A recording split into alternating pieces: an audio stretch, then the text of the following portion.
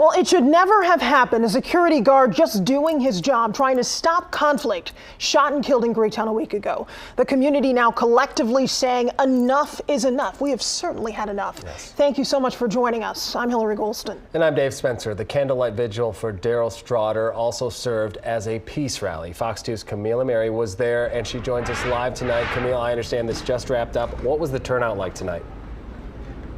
Yeah, the turnout was amazing. In fact, police actually blocked the street so everyone could stand in the street and then here on the sidewalk lighting candles, putting off balloons, flowers. It was absolutely beautiful. Take a look at some video, though. We want to show you a picture of Daryll.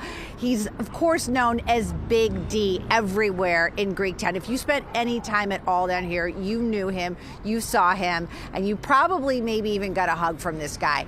Everyone who talked about him said that he was just so beloved. Now, as we remember, this was just a week ago. He was just doing his job, as you mentioned. It was Saturday night. It was a very violent weekend in all of downtown Detroit partially because of how warm it was. There were so many people out. He was trying to break up a fight, people trying to cut in line at a liquor store when he was shot in the chest. Now, 2 people were arrested shortly afterwards, but of course that is not going to bring Big D back. Of course, people here, as you said, vowing to make changes and a very, very large, strong police presence here tonight. Take a listen.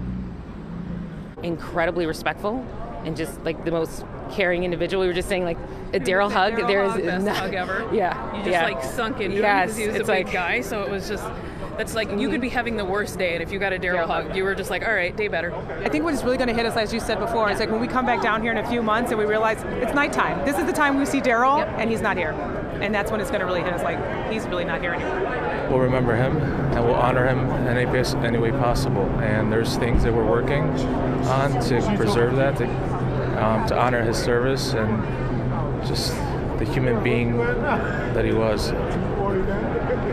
Honorable man, a respectful man. I mean, the things that he's done for this neighborhood alone, I know he wasn't officially a cop, but he's basically an honorary police officer for Detroit.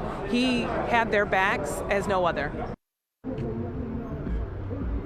Just an incredibly sad story. Daryll, Big D, as he was known, we tried to talk to his family. They declined to speak on camera. A big family man. He had 4 children. They were all here with mom, visibly shaken up, as you can imagine.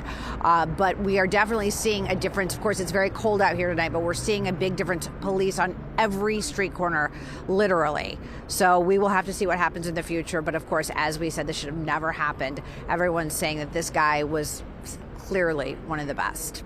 Live in Greektown, Camila Mary, Fox 2 News. Yeah, Camila, we understand there is a suspect in custody for this crime. Is there any clear action that people wanted in this peace rally? Is there anything that they want to see happen now?